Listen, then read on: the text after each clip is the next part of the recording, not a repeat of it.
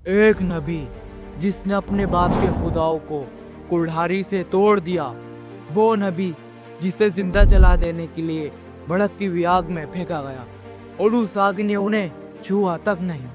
ये कोई कहानी नहीं, ये कुरान पाक और हदीस में दर्ज वो वाकया है जिसे दुनिया को तौहीद का रास्ता दिखाया।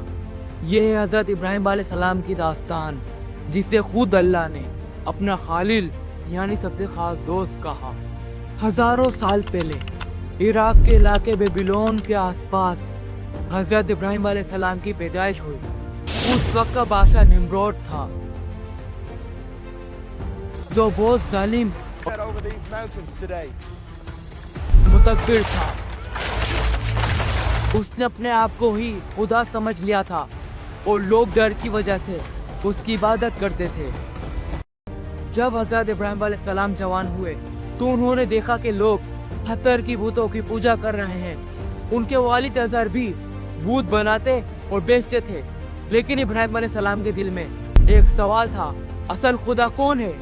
एक रात उन्होंने सितारा देखा और सोचा शायद ये रब है, लेकिन जब वो गायब हो गया तो उन्होंने कहा, मैं उसे रब नहीं मानता जो डूब जाए। फिर चांद निकला, फिर सूरज निकला, मगर जब वो दोनों ग्रुप हो गए तो उन्होंने ऐलान कर दिया कि मैं अपना चेहरा उस अल्लाह की तरफ करता हूँ जिसने आसमान और ज़मीन को पैदा किया।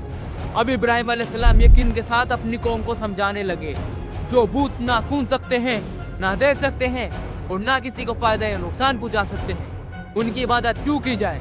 लेकिन लोगों ने सिर्फ इतना कहा, हमारे बाप दादा भी यही करते थे। एक दिन जब लोग मेला देखने के लिए चले गए तो इब्राहिम अलैहिस्सलाम बूतों की जगह गए और सारे छोटे बूत तोड़ दिए। कुल्हाड़ी सबसे बड़े बूत के गले में लटका दी। जब लोग वापस आए तो पूछा, ये किसने किया? तो इब्राहिम अलैहिस्सलाम ने फरमाया, अगर ये तुम्हारा बड़ा बूत बोल सकता है तो उसी से पूछ लो। सब लोग समझ गए कि बूत कुछ भी नहीं कर सकते, मगर फिर भी हक कबूल ना किया और फैसला किया इब्राहिम अलैहिस्सलाम को जिंदा जला दिया जाए। एक बहुत बड़ी आग तैयार की गई। इब्राहिम अलैहिस्सलाम को रस्सियों में बांधकर कैटापुल्ट के जरिए आग में फेंका गया, मगर उनका यकीन अल्लाह पर कमजोर ना हुआ। रिवायत में आता है कि जिब्राइल अलैहिस्सलाम ने मदद की पेशकश की, लेकिन इब्राहिम अलैहिस्सलाम ने फरमाया, मुझे सिर्फ अल्लाह की मदद चाहिए। तब अल्लाह ने आग को हुक्म दिया, ए आग, इब्राहिम के लिए ठंडी और सलामती वाली हो जा। يا نار كوني بردا وسلاما على إبراهيم। आग ने सिर्फ रस्सियां जलाई और इब्राहिम अलैहिस्सलाम को कोई नुकसान ना पहुंचाया। इसके बाद इब्राहिम अलैहिस्सलाम ने अपनी बीवी हजरत सारा अलैहिस्सलाम के साथ हिजरत की। बाद में अल्लाह ने हजरत हजरा अलैहिस्सलाम से हजरत इस्माइल अलैहिस्सलाम और हजरत सारा अलैहिस्सलाम से हजरत इशाक अलैहिस्सलाम की खुशखबरी दी। फिर अल्लाह ने हुक्म दिया कि हजरत हजरा और नन्हे इस्माइल को मक्का के सुनसान रेगिस्तान में छोड़ाओ। इब्राहिम अलैहिस्सलाम ने बिना सवाल किए अल्लाह का हुक्म मान लिया। जब हजरत हजरा ने पूछा कि क्या यह हुक्म अल्लाह का है और जवाब मिला हाँ, तो उन्होंने यकीन के साथ कहा कि फिर अल्लाह हमें कभी जाया नहीं करेगा। इसी वाकया से जमजम का मौजज़ा और सफा मरवा की साई शुरू हुई। साल गुजरे और हजरत इस्माइल अलैहिस्सलाम जवान हुए। एक रात इब्राहिम अलैहिस्सलाम ने ख्वाब देखा कि अल्लाह उन्हें अपने बेटे की कुर्बानी करने का हुक्म दे रहे हैं।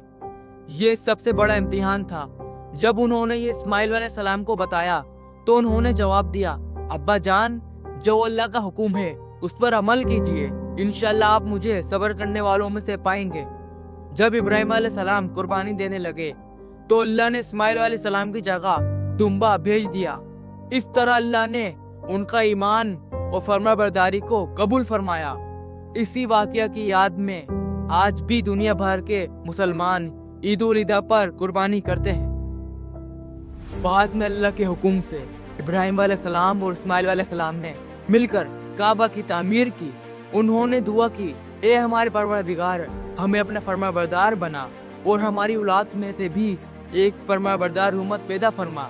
آج بھی جب کوئی حج یا عمرہ کرتا ہے، صفا اور مروہ کے درمیان سے کرتا ہے، زمزم پیتا ہے یا قربانی کرتا ہے، تو وہ حضرت ابراہیم علیہ السلام کی سنت اور ان کی زندگی کی یاد کو زندہ رکھتا ہے۔ حضرت ابراہیم علیہ السلام کی زندگی ہمیں سکھاتی ہے کہ حق کی تلاش کبھی نہ چھوڑو، سچ بولنے کا حوصلہ رکھو، چاہے پوری دنیا تمہارے مخالف ہو، اللہ پر مکمل یقین رکھو اور ہر حال میں اس کے حکم کے آگے سر جھکا دو۔